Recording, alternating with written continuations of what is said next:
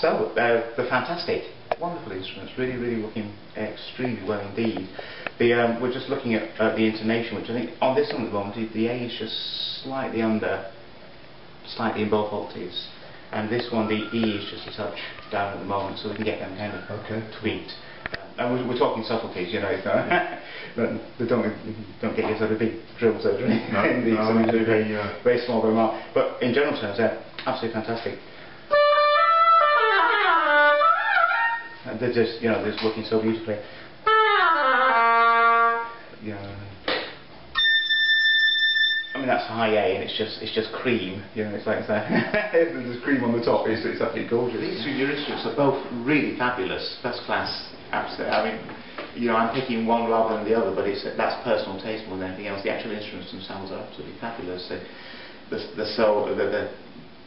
you go up and down the instrument, the quality of sound is ideal. It's really lovely, but it's kept some character as well. So the nuances in the top register are so tasty and delicious. I really like that, and it sings right at the very top of the instrument. It sings beautifully. So, and the responses are great. So I think we've done a. And is it like number one? Do you think?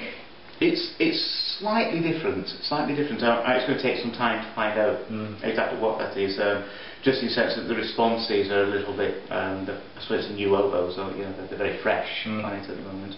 The new key is wonderful. It's good. Perfect. That is not going to need to change. I'm sure you're glad about that. It really is terrific, and it's so fast and easy to do. Yes. Well, we spent a lot of time on that, didn't we? Last time. We did. And it is such a nice movement. It's, you know, really excellent. It is. It works like a Swiss watch. Like a Swiss watch, exactly. Yeah. Well, the whole key works like a Swiss watch, and it all works so beautifully. Yeah. This top key is really wonderful now. It flows so beautifully from one to the other. So just flicking it open, it's completely open and shit that, and it's closed again. So I've got four rolling. I've got the close, the roll, the lift, and the open position now. So lots and lots of options. And I think you said on the con you've done it the other way around. So folks who like that more open, they just flick it the other way. That's excellent, really wonderful. So and it works. It's like sort of cream. It just floated and open switch. I've got all kinds of extra things I can do which I hadn't thought about before coming down here today. So if I play a high D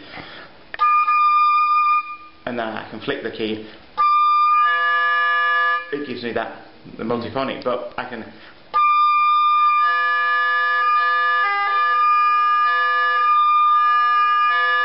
all these kind of options which we didn't know were there before, which I can use, I can alter around, and that's just on one note. Given that there are 2,500 multiphonics on the instrument now, who knows what that's going to add to a lot more of them. It's quite exciting. Without all the extra gadgets and gizmos, the instrument itself plays so beautifully. What's really interested me about the oboe is that, in fact, when I've opened the case and got the instrument out and assembled it with non-musicians around, or even people who are not oboists, but say violinists or something, their first reaction is always, what a beautiful instrument this is. They love it. They love the colour of the wood. They love the silver on the in contrast to the wood. Really, people rave about it, which surprises me, especially when it's a violinist and they're standing there with some mid-17th century, 18th century violin in their hand, which looks beautiful. They suddenly rave about this and how stunning it is to look at.